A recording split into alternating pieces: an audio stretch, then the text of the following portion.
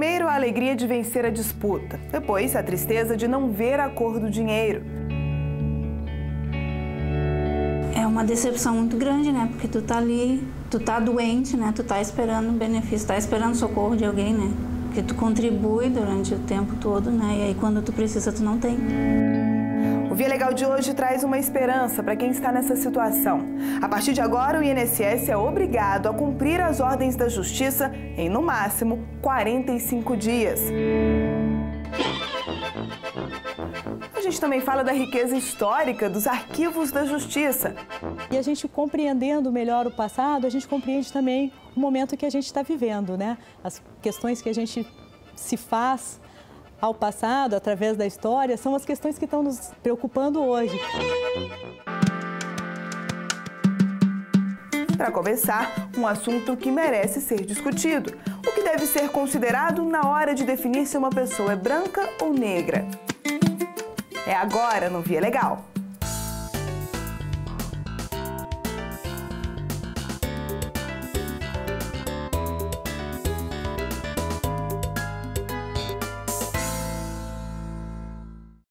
Pelo menos oficialmente, o Brasil parou de rotular as pessoas como negras ou brancas.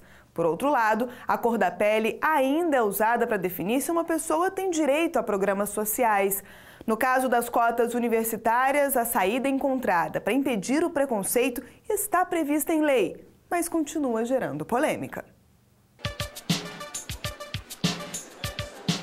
Fazer curso superior tem deixado de ser privilégio de poucos no Brasil. Nos últimos 15 anos, o número de universitários mais que triplicou no país. Em 1998, eram 2 milhões de estudantes. Hoje são quase 7 milhões.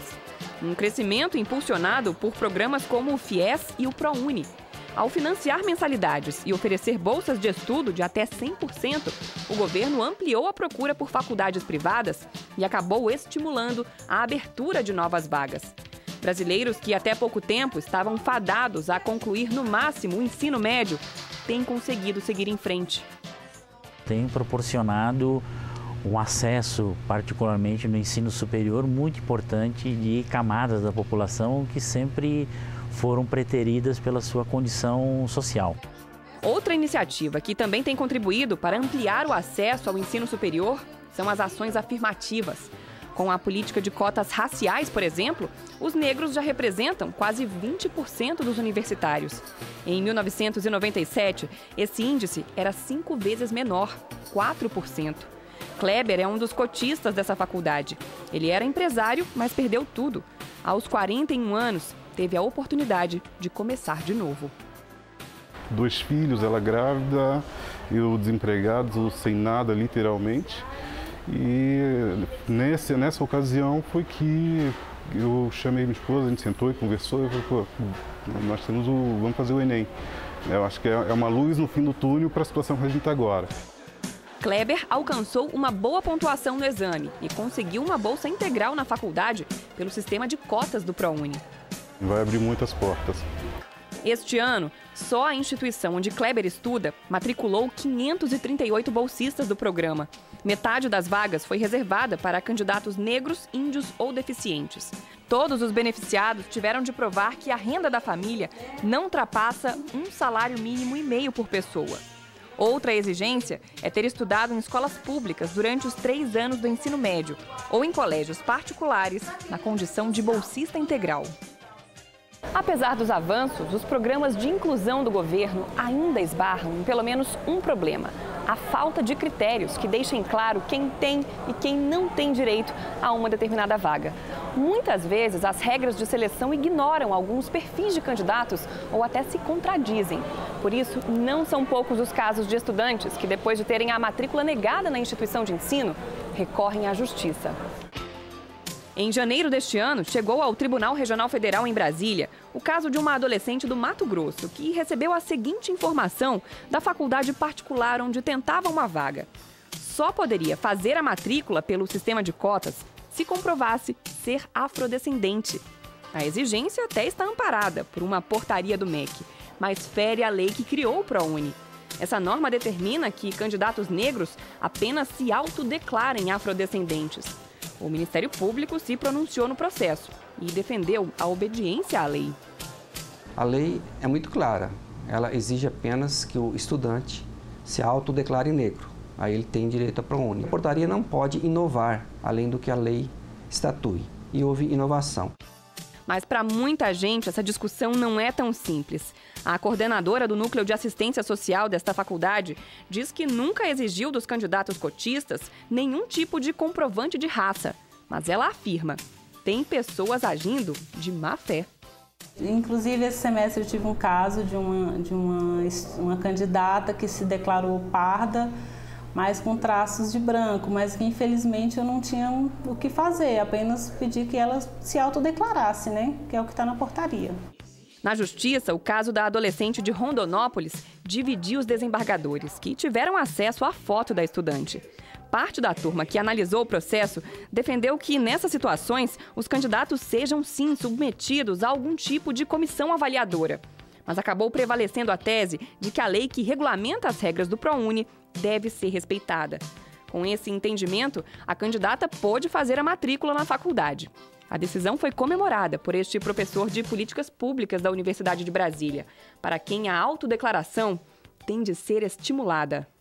A autodeclaração parte do pressuposto da consciência desse indivíduo, que se reconhece enquanto tal e, portanto, reivindica o exercício de um direito que lhe é devido.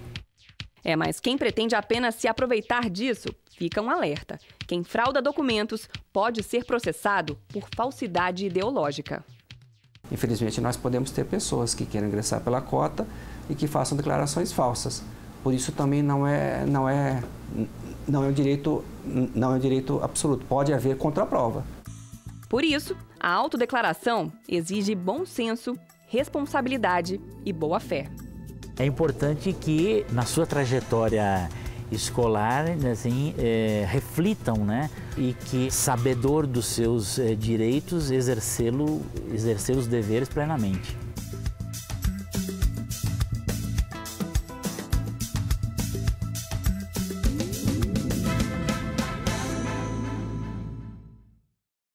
Em Pernambuco, a tentativa de privilegiar um grupo de candidatos a um cargo público acabou virando caso de justiça. Para evitar a discriminação, a Marinha foi obrigada a mudar as regras do concurso. Basta o portão ser aberto para as salas ficarem lotadas de gente em busca de um sonho. Bem, assim como a maioria das pessoas, a gente procura uma estabilidade no trabalho. Porque hoje em dia, infelizmente, a empresa privada não te dá a estabilidade que você procura. E são muitos os brasileiros que enxergam o serviço público como uma oportunidade única de trabalho. Não há um número preciso, mas a estimativa é que 12 milhões de pessoas em todo o país estejam se preparando para prestar algum concurso. Mas para tirar esse projeto de vida do papel, é preciso primeiro atender às exigências dos editais dos processos seletivos. Os editais contêm detalhes que são importantíssimos para que a gente faça uma seleção consciente de tudo que está ali dentro. É o edital que explica, por exemplo, quem pode e quem não pode se candidatar à vaga. Mas muitas vezes o documento traz exigências polêmicas que podem terminar em ações na justiça. Foi o que aconteceu com as normas do processo de seleção de candidatos ao curso de aquaviários da Marinha aqui em Pernambuco. O item 10 previa que os candidatos residentes no estado teriam preferência no preenchimento das vagas, um tratamento privilegiado que chamou a atenção do Ministério Público Federal. Então, um candidato, por exemplo, da Paraíba, que tivesse obtido a maior nota numa prova escrita, tivesse tido o maior desempenho físico, ele só seria chamado caso não houvesse ninguém em Pernambuco apto a ocupar as vagas. Para o Ministério Público, o item viola o princípio da isonomia, segundo o qual todos são iguais perante a lei, um pré-requisito que deve ser observado em qualquer seleção pública, seja um concurso convencional ou um curso de formação, como era o caso do edital questionado nos tribunais. Já a Advocacia Geral da União não vê problemas em dar preferência a candidatos que residam na área de jurisdição da Capitania dos Portos. Então, o objetivo é justamente atender a demanda local, né, para que as embarcações não trafeguem sem segurança, né, sem os aquaviários inscritos e devidamente registrados, ou que fiquem paradas. Então, isso atendendo a demanda local, a gente entende que atende o interesse público. Esse argumento não convenceu a Justiça Federal. Resultado: prevaleceu a interpretação do Ministério Público e o item que beneficiava os candidatos moradores do estado de Pernambuco foi retirado do edital. Então, acreditamos que nos concursos públicos, nos processos seletivos, o que deve prevalecer é o critério da meritocracia. Aqueles que tiverem mais condições, eles devem ocupar as vagas. Após a condenação, a União retirou esse item de processos seletivos em andamento em outros estados do país. Mas o tema ainda continua em debate. A União vem cumprindo, em primeira instância foi concedida a liminar de âmbito nacional, já foi sentenciado o processo também, e a União vem cumprindo a decisão, mas ainda está em discussão na segunda instância e nós acreditamos que a União pode se sagrar vencedora e permanecer com essa cláusula, porque os nossos argumentos são bem factíveis, Então, a gente acha que isso vai ser modificado perante as instâncias superiores. Aqui no Via Legal, nós já abordamos casos parecidos. Você deve se lembrar de Tarcísio Menezes. Ele questionou o limite de idade para quem pretendia disputar uma vaga de músico da Marinha. E deu certo. Tarcísio garantiu o direito de fazer o concurso, mesmo tendo ultrapassado a idade máxima. Exemplos desse tipo servem de alerta para os concurseiros. É bom ficar atento ao que prevê o edital e, se for o caso, recorrer aos tribunais. Volte no edital sempre que possível. Surgir uma dúvida, vá lá conferir se você está atendendo todas as... tudo que ele está pedindo, para você não pecar, em fazer investimento financeiro, investimento psicológico, de tempo. E no final do concurso ser reprovado por falta de atenção, acho que isso ninguém merece passar.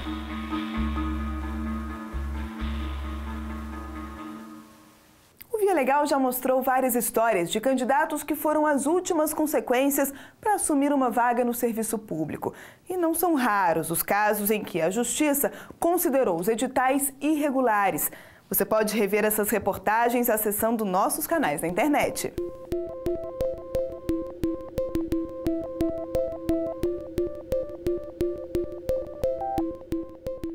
Agora é para todo o país. O INSS deve cumprir as decisões judiciais em, no máximo, 45 dias. É mais uma tentativa da Justiça para acabar com um problema ainda comum no Brasil, a lentidão do Instituto para fazer o que foi determinado nos tribunais. 58 anos de idade, mais de meia vida trabalhando como doméstica. E na hora de calcular o tempo de serviço, Dona Lorimar não conseguiu convencer o INSS que podia se aposentar. Uma parte eles não tinham informatizada e alguns anos eu botei fora porque eu achei que a gente tinha que guardar carnê. Aí quando a gente conseguiu completar o tempo, faltou os que eu tinha posto fora. Aí eu teria que pagar o que eu tinha posto fora. Já estava pago, eles tinham que achar. A senhora conseguiu recuperar? Aí eu consegui achar o patrão. E a Justiça confirmou. Foram quase 26 anos de trabalho comprovados. Com isso, ela teve reconhecido o direito ao benefício. Mas a espera pelo dinheiro ainda durou 4 anos. Foi difícil, eu achava que eu não ia conseguir, que eu ia morrer e não ia me aposentar. Foi muito difícil. A parte mais complicada foi da saúde. De eu não ter tido mais plano médico, de ter que consultar e não ter dinheiro para fazer os exames. Porque os exames de coração são muito caros. As ecocard, as eletrocardiograma, tudo é caro. A Justiça também foi a alternativa encontrada por Neuci na hora de buscar o auxílio-doença. Eu tive uma crise mesmo, foi em agosto do ano passado. Aí eu entrei nos 15 dias de atestado, Aí depois a empresa manda para o INSS, Aí eu esperei os 2 meses, pela perícia. E aí eu tive o benefício negado. Longe do trabalho há mais de 6 meses, ela conta que precisa de ajuda para pagar o tratamento médico. É uma decepção muito grande, Porque tu tá ali, tu tá doente, Tu tá esperando benefício, tá esperando socorro de alguém, Que tu contribui durante o tempo todo, E aí quando tu precisa, tu não tem. No início desse ano, Neuci foi examinada por um perito judicial que concluiu que ela está incapacitada para o trabalho. Mas, como Dona Lorimar, ela também vai ter que esperar para ver o que foi decidido pela Justiça sair do papel. Preparada para esperar, a gente está sempre, Porque geralmente essas coisas demoram muito, Quando entra em Justiça é muito demorado. Sempre é de 6 meses a 1 ano, antes disso nada se resolve, Agora, histórias como as destas trabalhadoras estão tendo um desfecho diferente e com um tempo de espera bem menor. Essa conquista só está sendo possível porque o Superior Tribunal de Justiça decidiu estender para todo o país uma medida que, desde 2007, é regra nos estados da região sul. No Paraná, Santa Catarina e aqui no Rio Grande do Sul, quando perde uma ação, o INSS tem 45 dias para cumprir a ordem e implantar o benefício. Como o STJ detém a última palavra em matéria legal, não haveria motivo para continuar recorrendo. O magistrado, que há 6 anos propôs a discussão no TRF da 4ª Região, explica que o embasamento legal para a chamada tutela específica veio do Código de Processo Civil. Tem um artigo no CPC, o artigo 461, que diz que quando se trata de obrigação de fazer, o julgador, ao decidir a ação e a decisão sendo favorável, já determina o cumprimento imediato daquela obrigação. O que nós fizemos? Nós fizemos uma interpretação de que a implantação de um benefício previdenciário é uma obrigação de fazer quando determinado pelo judiciário. Uma prova de que o INSS está disposto a mudar de postura e reduzir o tempo de espera do segurado pode ser encontrado em São Paulo. Na cidade que tem a maior demanda previdenciária nos tribunais, o Instituto abriu agências dedicadas exclusivamente à implantação dos benefícios determinados pela Justiça. São estruturas especificamente voltadas à concretização, à implementação desses benefícios e, de fato, está ampliando realmente a sua rede de atendimento para que seja efetivado no menor prazo possível o atendimento dessas sentenças judiciais. O que mais nós queremos e o que mais nos cobra a sociedade é uma efetividade na prestação jurisdicional. E hoje nós podemos dar essa resposta. Resposta que foi fundamental para que Dona Lorimar finalmente passasse a receber a aposentadoria. Se não tivesse posto na justiça, a gente não teria conseguido.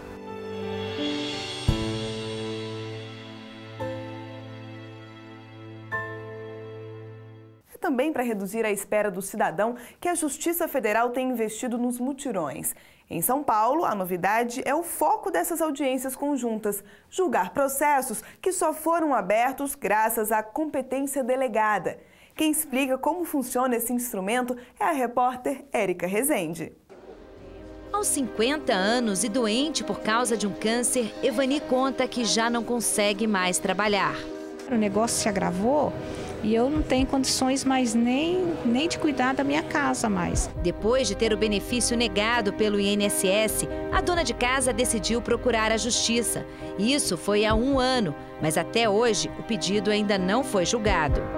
A esperança é conseguir, ou um auxílio-doença, ou uma aposentadoria.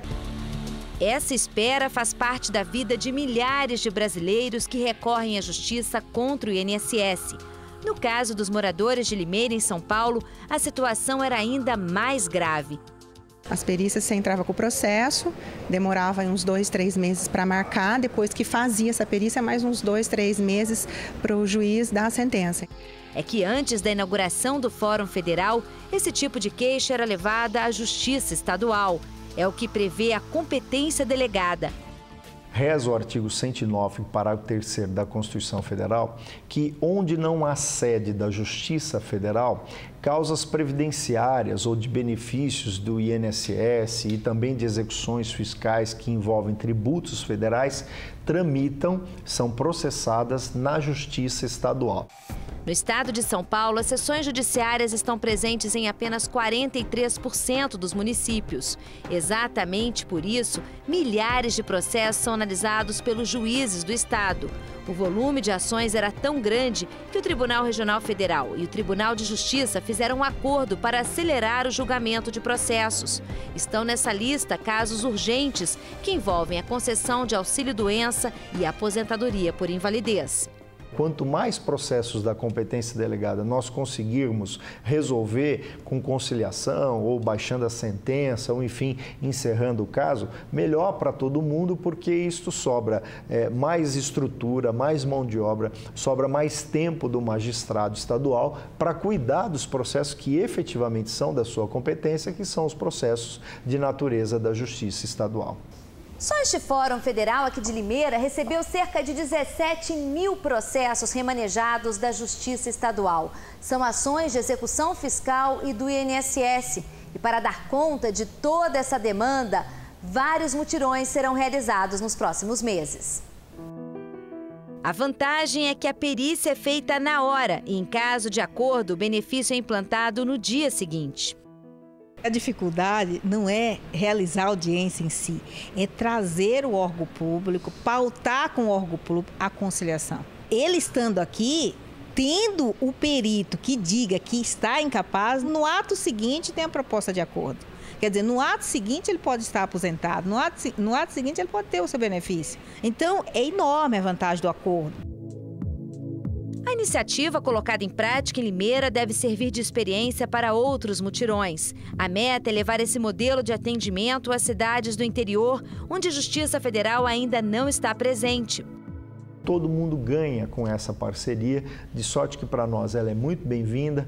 Vamos multiplicar esses mutirões, vamos acelerar cada vez mais essas participações de conciliação, para que a gente possa, sem dúvida, reduzir esse enorme volume de mais de 1,5 milhão de processos da competência delegada na mão da Justiça Estadual.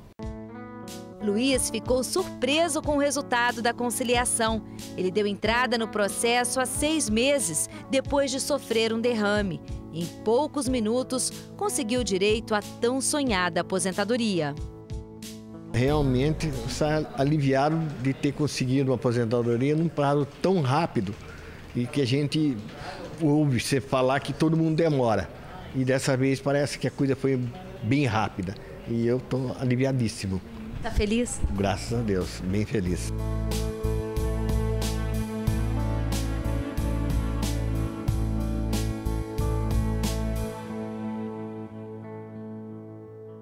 Não causa nenhum estranhamento dizer que um objeto antigo ou um prédio centenário ajudam a contar a história de um país. A reação costuma ser diferente quando se fala em preservar um processo judicial. Você vai saber agora por que parte desses arquivos é tão valiosa e merece um cuidado especial. É neste prédio de fachada simples na zona norte da capital fluminense que um grande tesouro estava escondido. Páginas e páginas da história do país esquecidas em quase 1,5 milhão de processos acumulados no arquivo da Justiça Federal no Rio de Janeiro. Se todos os documentos mantidos aqui fossem colocados em linha reta, atingiriam 47 quilômetros, uma distância maior que a das maratonas. E foi percorrendo esse trajeto gigantesco de informação que pesquisadores fizeram uma verdadeira viagem no tempo. Resgataram processos históricos que revelam detalhes e curiosidades do início da República Brasileira. Os primeiros passos dessa volta ao passado foram dados há 9 anos, quando começou o projeto de recuperação do Arquivo Geral da Seção Judiciária do Rio. Um trabalho que contou com a cooperação de especialistas da Universidade Federal Fluminense e foi desenvolvido com uma precisão quase cirúrgica. Os técnicos higienizaram, catalogaram e organizaram de maneira adequada mais de 43 mil processos que antes ficavam empilhados sem qualquer cuidado. São documentos que mostram como operava a Justiça Federal nos primeiros anos de funcionamento, entre 1890 e 1937. Essa documentação é uma documentação muito rica. A gente tem processos aqui, inclusive do Rui Barbosa, onde o Rui Barbosa atua tanto como advogado, eventualmente até como parte, como réu nos processos. Um desses casos é o habeas corpus impetrado em 1914 pelo então senador Rui Barbosa contra o governo. O objetivo era garantir a liberdade da imprensa para publicar os discursos dos parlamentares durante o estado de sítio decretado pelo então presidente Hermes da Fonseca. Naquele ano, a presidência da República sofria grande oposição no Congresso e também de militares por conta da intervenção federal no Ceará, onde lideranças políticas locais haviam iniciado um conflito armado pelo controle do Estado. Rui Barbosa, um dos maiores críticos do governo, venceu nos tribunais e o jornal O Imparcial publicou a íntegra da ação judicial. A gente tem ações aqui de cidadãos indo contra a desapropriação do Pereira Passos, por exemplo. Tem outras ações de mulheres reivindicando direitos e tributos que estavam sendo cobrados indevidamente. Alguns processos ainda trazem fotos anexadas aos autos. O dono desta casa queria provar que era vítima do abuso de poder das autoridades sanitárias. No arquivo antigo, há também questões de patente e propriedade industrial, como a que envolveu a empresa Comércio e Indústria em 1911. A fabricante de lança-perfume, acusada de imitar uma marca suíça, estaria sendo ameaçada pelos empresários estrangeiros que queriam impedir a venda do produto durante o carnaval. E uma curiosidade desse processo é que aqui atrás estão anexados até hoje 2 frascos, 2 exemplares das marcas concorrentes. Esse aqui é a marca suíça e aqui embaixo a marca nacional produzida aqui no Brasil e que seria vendida no carnaval daquele ano. Essa documentação, ela revela todas as demandas, os conflitos sociais que tiveram ao longo dos anos e que estão expressados nos processos judiciais. Esses processos mostraram que o cidadão, no começo da República, tinha mais voz e mais força do que até então se imaginava. O cidadão conseguia entrar para a justiça reivindicando direitos contra o próprio Estado. A pesquisa descobriu documentos ainda mais antigos, anteriores à proclamação da República. Processos como este de 1877, referente a dívidas de moradores com a fazenda pública. Entre as páginas, comprovantes de pagamento à Câmara Municipal da Corte. É difícil saber detalhes do caso, é que o processo foi escrito à mão, com uma letra bem complicada. A partir dessa documentação, a gente teve diversas publicações acadêmicas, artigos, teses de doutorado, dissertações de mestrado, trabalhos de conclusão de curso, dissertações de mestrado que até foram premiadas. Para o desembargador federal aposentado que deu partida à recuperação do arquivo, o importante é poder observar como as decisões se desenvolveram ao longo do tempo. Você veio acompanhando a evolução da jurisprudência, por exemplo, evolução da legislação sobre determinado assunto, o avanço da jurisprudência, dando interpretações mais amplas, incorporando novos aspectos em razão da evolução mesmo dos direitos humanos, da sociedade. A boa notícia é que em breve toda essa riqueza deve ficar à disposição do público. A previsão é que o banco de dados criado com a catalogação dos antigos processos será liberado para consulta no mês de abril. Uma fonte a mais para compreender a sociedade e a história brasileira. E a gente compreendendo melhor o passado, a gente compreende também o momento que a gente está vivendo, né? As questões que a gente se faz ao passado, através da história, são as questões que estão nos preocupando hoje. Então, olhar para esses processos judiciais é olhar para nós mesmos e para o nosso passado.